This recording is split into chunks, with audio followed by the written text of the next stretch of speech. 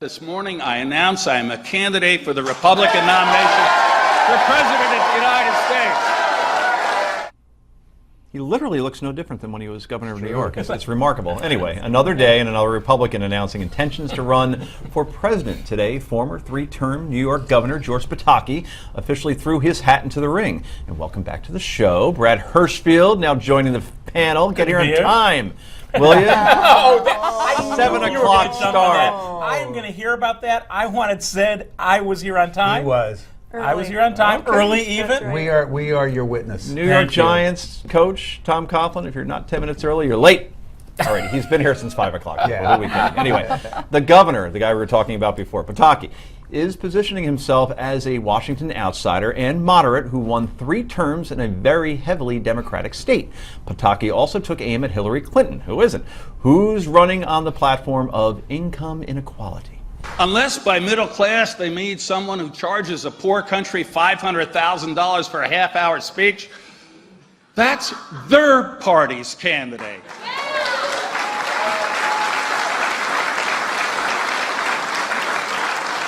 She speaks for the middle class. They are the party of privilege. We are the party of the middle class. Sounds a bit like Rick Santorum. Anyway. So, gang, Brad, we'll bring you in first. Does the 69-year-old George Pataki, he doesn't look 69. No, he doesn't. He looks great. Right, exactly. So I think that plays a role, by the way. McCain looked his age. He doesn't look his age.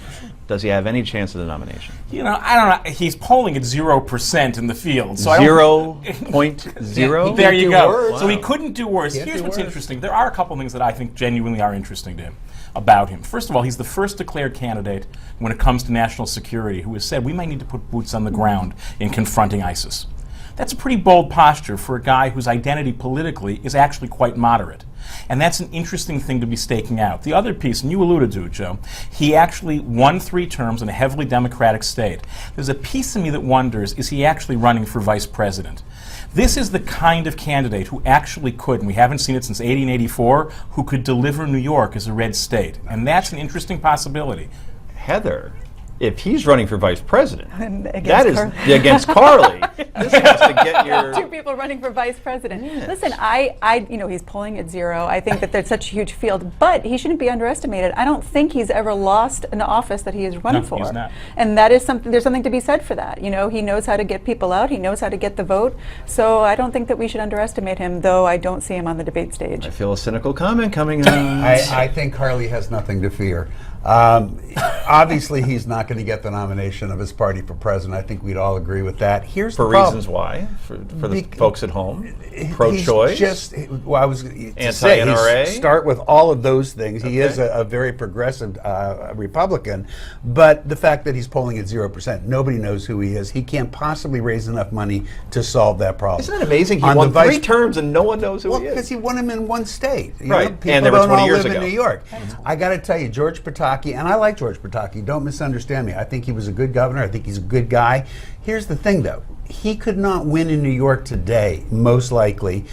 He cannot deliver New York. Now, who puts a vice presidential candidate on their ticket who not only is pro-choice, but can't even carry the state he comes from? You just don't do that because they provide you with no value. We're presuming he can't, and I tend to think you're right, but I think that's the only possible angle because polling at 0%, he's a smart guy, and even batting 1,000, he can't possibly be thinking the White House is his. What's he been doing these past couple years?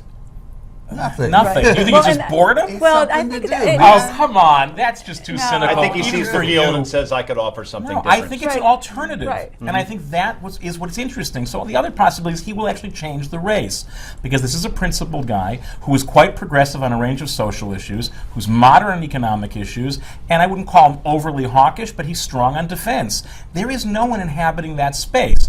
Now, whether or not it's possible to get through the primary process with the Republican Party as it's currently constructed and have that happen. There's a reason nobody's inhabiting that space. Right? And I get that, and that's my own personal concerns coming out. But I do think it's interesting to have him give it a shot because of those things. Well, and Absolutely. his speech Last today word. raised a lot of issues, so it's just going to get more people talking. Can't hurt. True. Ask But- Governor Houseman how it works out when you occupy that space. Huntsman, good point. Good point. And he has to look up at John Kasich, who's now 200% in front of him when you really do the That's math, right. There you go. Yes. So, anyway, Donald Trump plans to announce whether he'll run for president, but a new poll finds Trump in single digits among Republicans. The Quinnipiac survey shows a 5-way tie at 10%. Look at that. That's very, Trump's very not on neat. the list. You got to say that. Yep. Bush, Carson, Huckabee, Rubio, Scott Walker.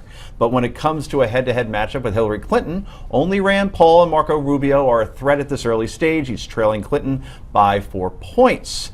What do you make of these numbers? Brad Hirschfield going first again. Well, the second item I think here we've got up on the screen now, they're declared candidates. Bush is not. So I think we have to be very careful. Also, the correlation between victory and any polling this early, back to 0.0, it doesn't work out that way. And to be clear, the Donald also has the highest percentage of people who said under no circumstances would they vote for him. So let's be very clear. Not only is he not a threat, unless we want to turn it into like another cartoon event, it's almost not worth talking about, Heather, do you unless you're in the think- orange hair dye business. So June 16th is when he'll make his announcement. Will the announcement be, I'm running for president, or I'm opening up a new golf course in Bernardsville, New Jersey? I mean, I think that we've had the sense that he's really running this time. I think that he's definitely Exploratory committee. Right, absolutely. I mean, he's definitely put down a lot more foundation than he ever has before. I agree with Brad. I don't think it's going to add a lot. And as far as the polls are concerned, I think the numbers that you see there are just the people who are in the public eye. I think that once Jeb Bush decides to formally run, it will change, and it will continue to change for the next year. Guess what? You have 5 seconds to make your last word, but I don't think you'll need any more than this. I don't think I do either. The polls mean absolutely nothing. Okay, very So- good. And Trump is running or not running? I think you might run this time. Okay, for entertainment value, we are hoping for this, absolutely. Anyway, coming up, another Muhammad cartoon contest coming, but our organizer trying to incite violence. Don't go anywhere.